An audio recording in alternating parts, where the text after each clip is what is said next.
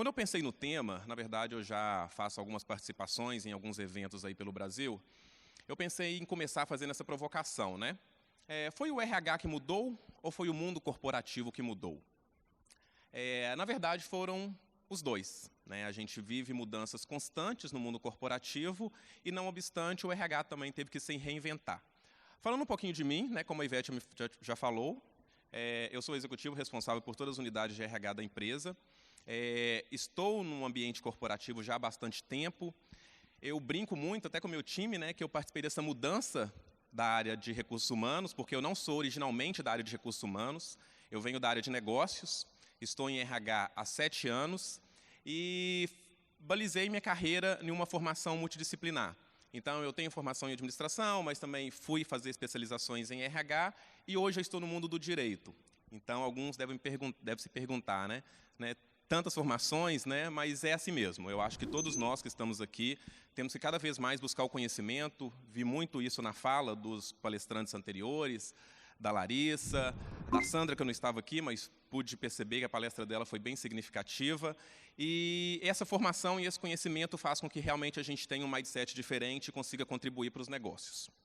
Então, eu já começo aqui minha apresentação trazendo aí para vocês um texto do Victoriano, né? Eu acho que a maioria aqui que é de RH conhece, ele foi diretor, né, da BRH lá da Bahia, que é um texto que fala aí de um país chamado RH.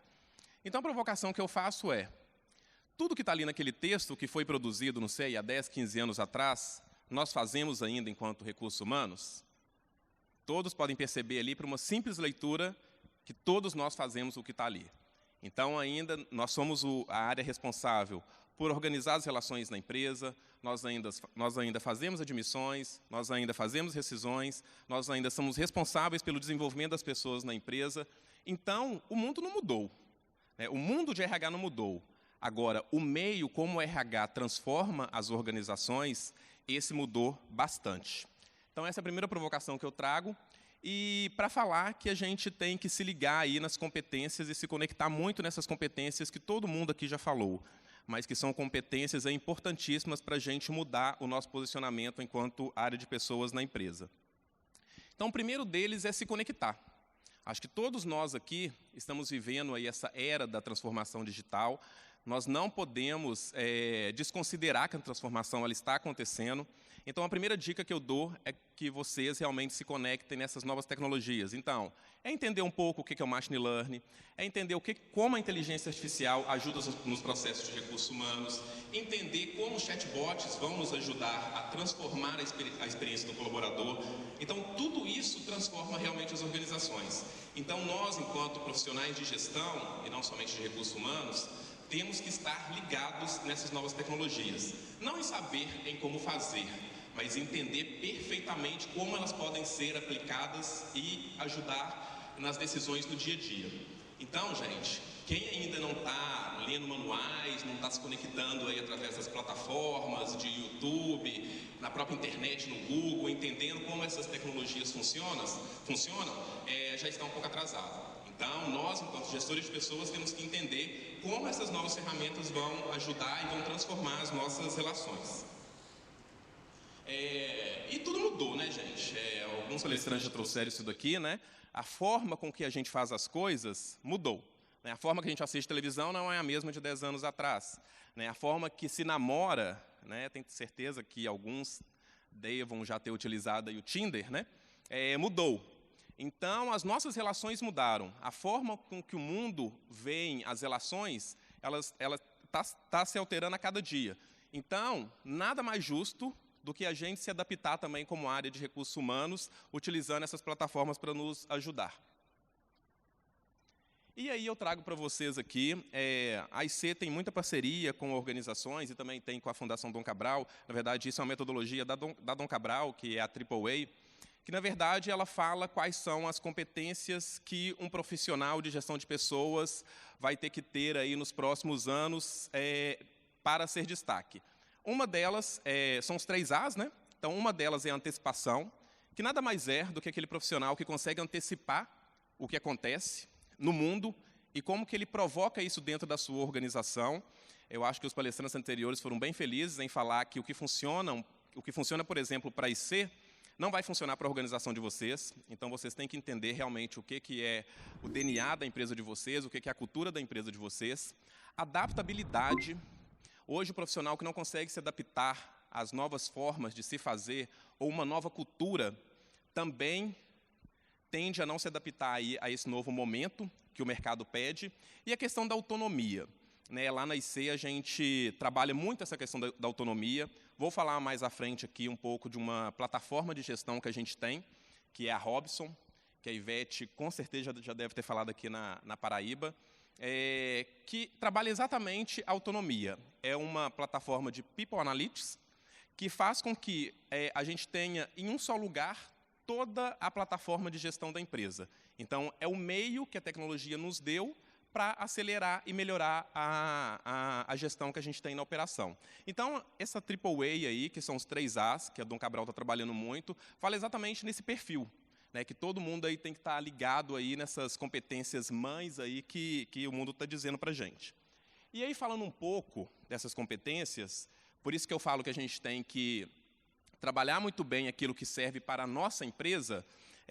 Tem algumas competências que várias empresas trabalham e que, por hora, a IC também já trabalhou lá atrás, que, na verdade, elas passam a ser a essência de qualquer profissional. Não é mais um diferencial ter essas competências, né? Quando a gente olha ali, né? Ser tecnicamente competente. Né? Isso é básico. Se você vai trabalhar numa área técnica, você tem que ser competente. Se você vai trabalhar numa área de relacionamento, numa área comercial, você tem que ter uma competência de negociação, uma competência realmente de saber lidar com as pessoas. Então, ser tecnicamente competente passou a ser sine qua non. É uma condição de um profissional. Ter visão estratégica também.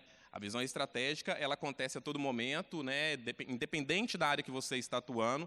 A visão estratégica também ela é super importante, mas ela não é mais diferencial para o profissional. Ser produtivo. Produtividade não mede mais o peso de um profissional. Né? A produtividade passa a ser um meio com que aquele profissional vai ser enxergado dentro das corporações. E ser um bom comunicador. Então, quando a gente fez esse trabalho, baseado em várias metodologias, entendendo como é que a gente valorizava as competências lá na empresa, nós nos deparamos exatamente com esse primeiro cenário, que a gente está chamando aí de competências do passado. Então, o que a gente valorizava na empresa? E a parte da competência técnica, ela era muito importante para a gente. O que não passou a ser irrelevante, mas passou, talvez, a não ser considerado como mais importante. A gente até brinca, lá, né, meu time está aqui, né, que a gente, às vezes, contrata pela competência técnica e demite pelo relacionamento. E é assim que funciona nas organizações. Então, o que a gente, depois desse estudo todo, o que a gente fez aí, olhando muito para o presente? Então, o gestor ele tem que ter essa visão da era digital, que é exatamente entender aquilo que o mundo está falando de tecnologia, como essas novas tecnologias vão ajudar a área de recursos humanos a ser uma área realmente colaborativa e que vai trabalhar a experiência do colaborador, que eu vou falar um pouco mais à frente também. Ter agilidade de aprendizado, que também é uma questão que a gente olha muito. Então, hoje, os profissionais têm que estar conectados com o que o mundo está dizendo. Então, é ter aquela facilidade realmente de aprender.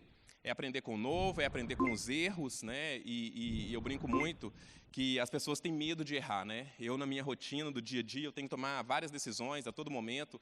A empresa tem mais de 25 mil funcionários e eu falo que eu não tenho medo de errar. Né? Então, às vezes, até em algumas ferramentas que a gente aplica lá na empresa, sempre meu teste dá que eu sou uma pessoa que arrisco demais. Mas arrisco mesmo, porque o medo de errar não pode ser um medo nosso. Nós somos aculturados assim, né? A cultura do brasileiro é exatamente essa, né? De ser um pouco mais comedido, um pouco mais confortável nas suas decisões, ter um pouco mais de tempo, e isso talvez não vai funcionar tanto mais para o profissional que quer se destacar. Contar uma experiência para vocês, eu estou concluindo agora o curso de Direito, como eu falei para vocês, né, eu nunca parei de estudar na minha vida, por isso que eu falo que o aprendizado realmente ele é super importante, e eu tenho o privilégio hoje de estudar na melhor escola de Direito do Brasil. E aí, quando eu entrei nessa universidade, eu ficava me perguntando, gente, mas aqui é normal vocês serem reprovados? Né, assim, é uma cultura da organização dessa universidade a reprovação. Então, assim, de um semestre para o outro, as pessoas repetem a disciplina 3, 4, 5 vezes. E quando eu fui entender, né, com essa universidade, o porquê que isso acontece, e fui na coordenação perguntar, ela me falou exatamente isso, que as pessoas têm que aprender com os erros. Então, por isso que talvez essa universidade ela seja a que mais aprova na UAB, porque quando as pessoas chegam à formação, elas chegam realmente preparadas. Então, elas conviveram com o erro, aprenderam com o erro, ressignificaram, foram lá e fizeram de novo e fizeram melhor. Então, essa cultura aí de não errar, ela tem que realmente ser banalizada das organizações. Eu acho que só com o erro que a gente vai crescer, e foi assim que a IC cresceu. Errando muito, mas acertando mais. Ter inteligência social. No mundo totalmente polarizado, né? Nós vivemos hoje com uma polarização gigante. Eu falo tanto nas relações humanas, quanto na diversidade de canalidade que a gente tem. Nós temos que ter uma inteligência de saber conviver com o diferente.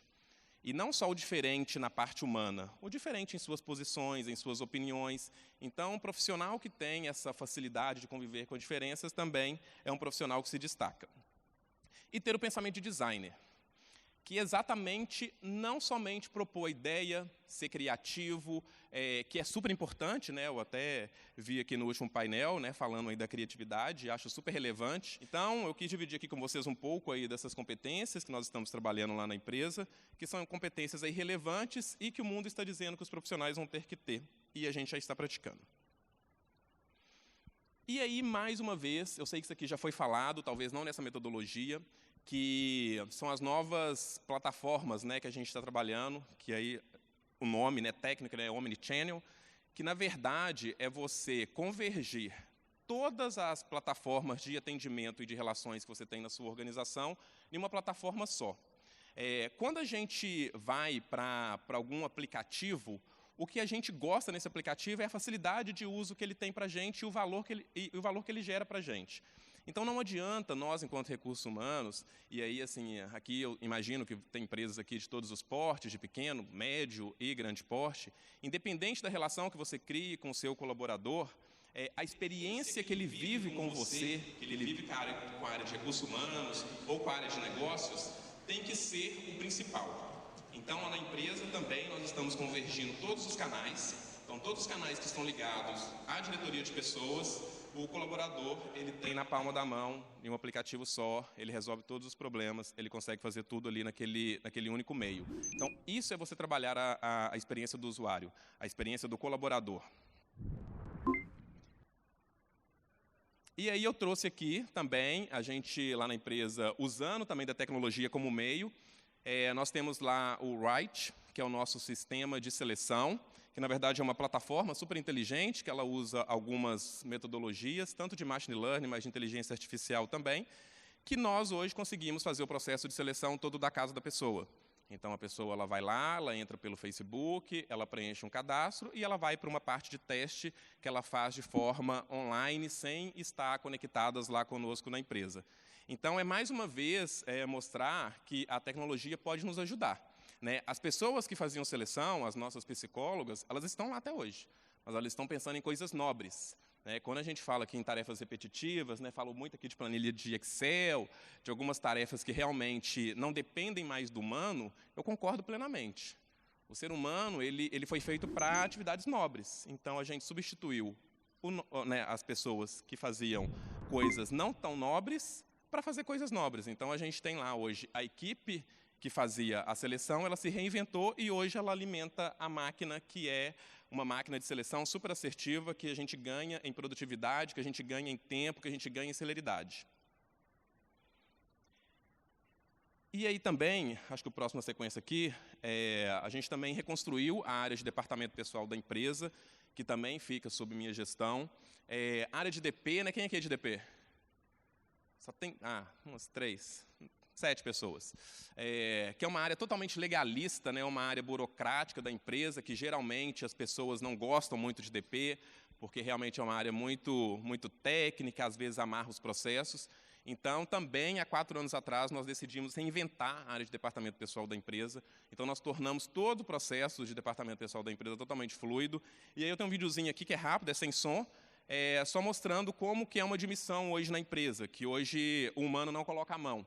Então, como a gente tem, isso aí é o robô funcionando, né, junto lá com o nosso sistema de folha.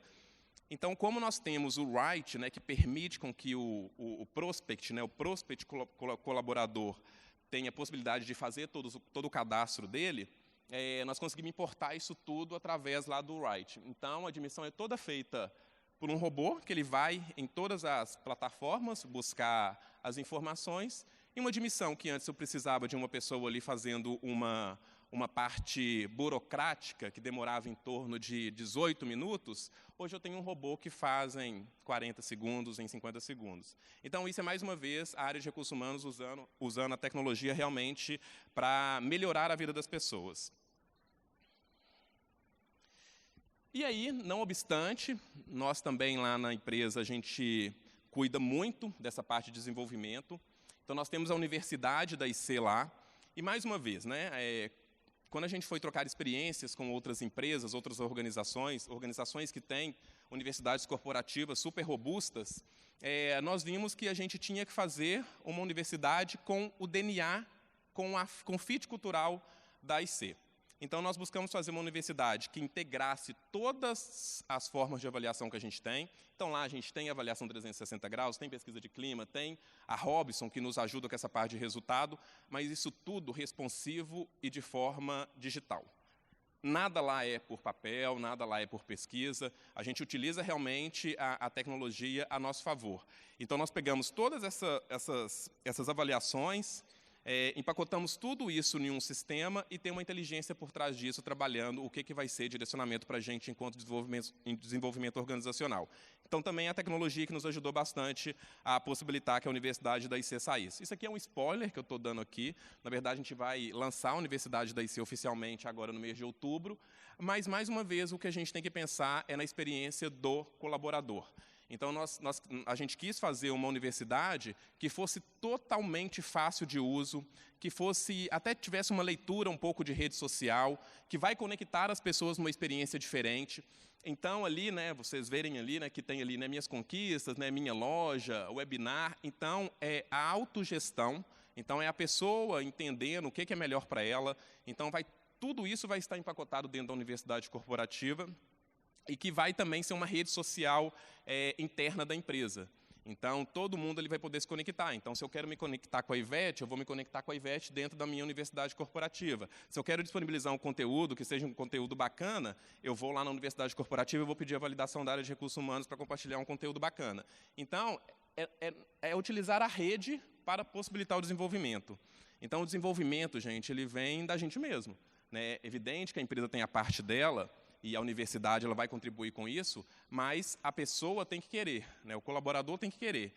E como é que a gente engaja o colaborador a querer? É ter realmente uma universidade que desperte a vontade de uso.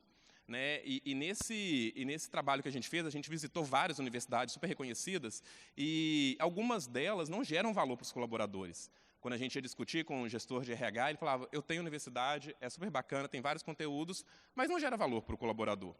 E aí a gente foi entender o porquê que não gerava valor. E esse não gerar valor exatamente está linkado à experiência que o colaborador vivia dentro da universidade. Né? Então, é uma dica que eu dou, se for implantar, ou se já tiver implantado uma universidade na empresa de vocês, que ela seja realmente interessante para o colaborador. E aí, a gente só consegue fazer isso tudo em função da Robson.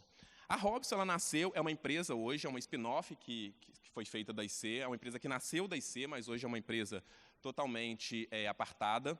É uma plataforma de gestão totalmente disruptiva.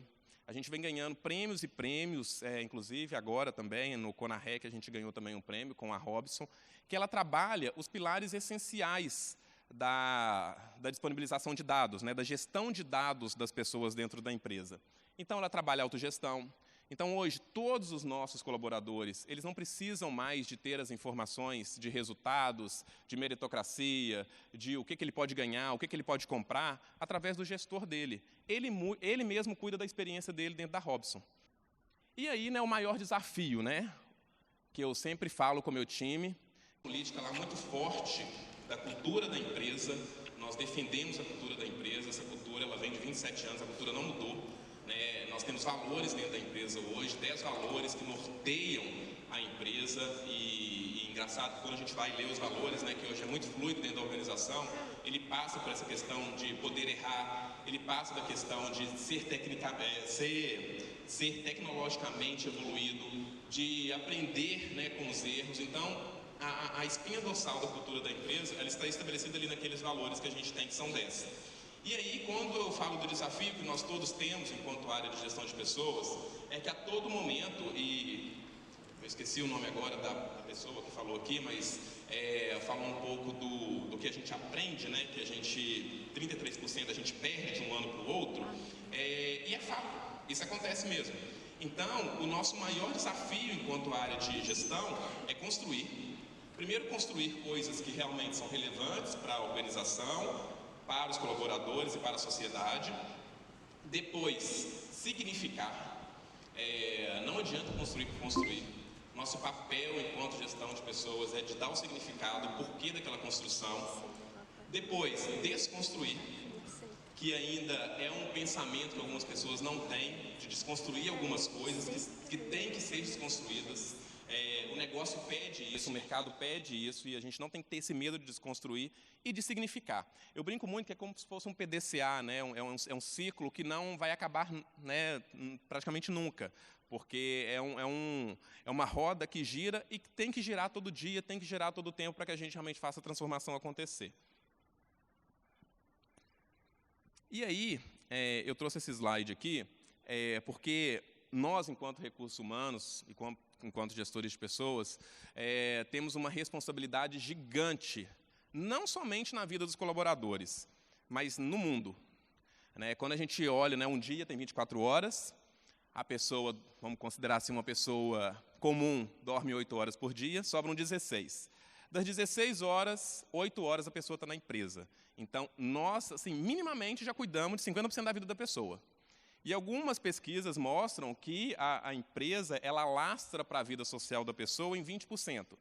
Então, minimamente, nós, enquanto área de recursos humanos, enquanto empresa, cuidamos de 70% da vida das pessoas.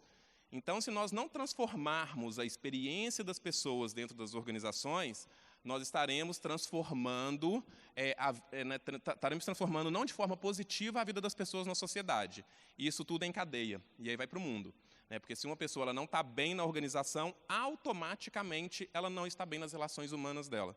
E a gente impacta nisso. Então, a nossa responsabilidade, sempre que eu falo com o meu time, sempre que tem alguma ideia, tem alguma mudança, nós temos que pensar muito naquilo que a gente faz. Muito, porque a nossa responsabilidade é tamanha. Vejam aí, a gente é responsável por mais ou menos 70% da vida aí das pessoas.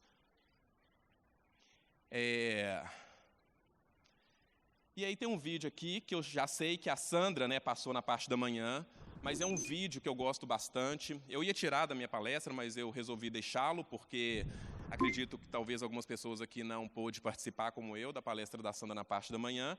Mas é um vídeo que fala e resume muito bem o momento que o mundo está vivendo.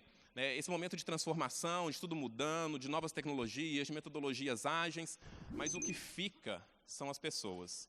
As pessoas estão no centro de tudo. Eu até recebi um e-mail ali há 15 minutos atrás, eu li até rio, eu estou assim, gente, parece que a pessoa sabia que eu estava aqui no Congresso, né? Eu recebi um e-mail de São Paulo falando com, né, um textinho assim, falando, Alexandre, você vai deixar a máquina roubar o seu lugar na IC? Porque eu não respondi para a pessoa de um congresso, um mini congresso que vai ter lá em São Paulo, eu esqueci de responder para a pessoa. Então, assim, as pessoas ainda estão com esse pensamento, né, que a máquina vai substituir a parte pensante, e não vai. O centro ainda das relações, o centro de tudo que é feito, de criação, de inovação, de nova forma de pensar, tudo vem de gente. Então, eu vou passar esse vídeo rapidinho e depois a gente dá continuidade. Resumindo, o que importa são as pessoas. Tudo vai mudar, tudo está mudando, a gente está numa mudança significativa, mas uma frase, né, que se pega aí desse vídeo, né, é que os robôs eles são ótimos em simular, mas eles não são bons em ser.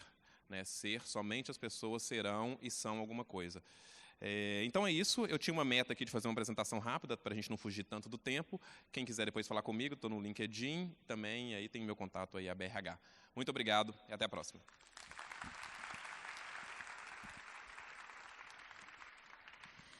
Muito bom.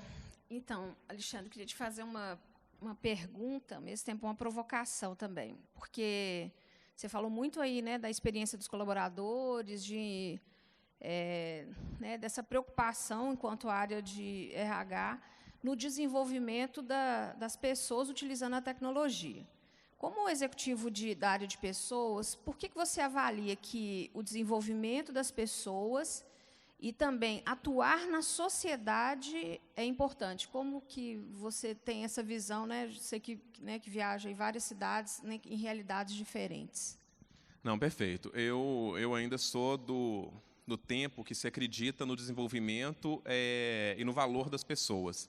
Então, todas as vezes que eu estou discutindo algum orçamento para a área de recursos humanos voltado para pessoas, eu sou muito enfático em defender, né? E eu tenho muita liberdade hoje com os acionistas da empresa, e há uns 2, 3 anos atrás, né, eu dei um livro para eles lerem, que é Como as Gigantes Caem, que eu acho até interessante vocês lerem, que é do Jim Collins, e eu sempre faço a reflexão com eles. Quando a empresa está em um processo de mudança, o que a empresa tem que fazer é investir nas pessoas. É ter um orçamento para investimento em pessoas. Então, lá na IC, a gente investe muito em pessoas, a gente gasta... eu não falo gasto, a gente investe muito financeiramente no desenvolvimento das pessoas e, principalmente, contribui muito para a sociedade, né, fazendo projetos relevantes.